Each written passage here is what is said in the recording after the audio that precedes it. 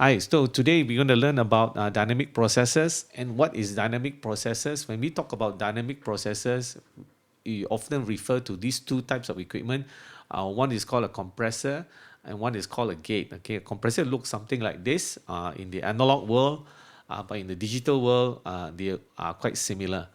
What is a compressor? Compressor is basically an auto leveler. Means that if the level goes a bit too loud, it will actually bring it down for you and kept the level consistent depending on how you set it. So how about a gate? A gate is basically a gate where it will turn off or shuts off the signal or that channel, however you're setting. Usually we use this gate for a kick drum or the snare. Let's say for the example in the kick drum, uh, when you hear the kick drum channel, you will hear some of the snare because the mic speaks up everything. So in this case, I can set a gate to only allow the kick drum to go through and not the snare mic. So we can actually do that gating in there so that the kick channel can be very very clean. So but before we go to these dynamic processors, we must first understand some of the fundamentals of audio. Okay, the other day we talked about pitch and SPL. So what are the other fundamental audio that we need to understand? Okay, other properties of sound. Okay, we need to understand that in all form of waveform, there is ADSR. It stands for attack, a decay, sustain, and release. Okay, this refers to the region or the time period of the sound. Okay, how do I remember this ADSR? Okay, my good old lecturer actually told me this. How to remember? He just say after drink, so relax. ADSR, the acronym. ADSR is refers to the time period. Okay, for all waveform, there is an attack time, meaning that from it is at rest period goes to the highest amplitude, means the loudest.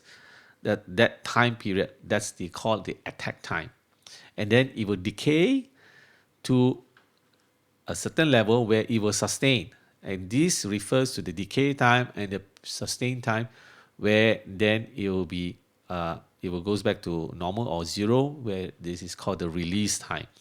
So for all different kind of sound, they all have different kind of attack, decay, and sustain release time. All of it has different. For example, the piano has a very relatively fast attack time, very rather fast decay time, but very long sustain and a very short release. This is just one piano sound thing. But for violin sound, yeah, because the nature of the instrument, the attack time is very long. You notice that, and the sustain is very very long. In fact, there's no decay. It just went straight to the sustain, and a very long release time. Okay, how about a snare? A snare is even faster because it's very instantaneous. This is what we call a transient. Okay, and very short. There's no sustain because a snare, ta, there's no sustain, and a very quick release. Okay, so this is ADSR. Okay, and then another term that we need to understand is called a dynamic range. What is dynamic range? Okay, dynamic range is another way of stating the maximum signal to noise ratio. To use sound as an example, this is the ratio of the loudest undistorted signal to the quietest discernible signal in the system that expressed in decibel dB. Okay, so what is it all about? For example, just imagine this is my the dynamic range of my system. Means the top represents how the loudest that it can go, and the bottom represents the softest it can go. Okay, and when we refer this as a dB, so usually the noise floor is 80 dB or minus 70 dB. This is what we call a noise floor. All equipment and all things has a noise floor.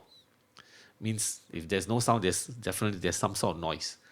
Even you turn on the system, turn on the speakers, you put your ears next to it, you will hear some noise. In fact, you take out your phone, you play some video, you put it to the level to the softest, you can put it next to your ear, you can hear the noise.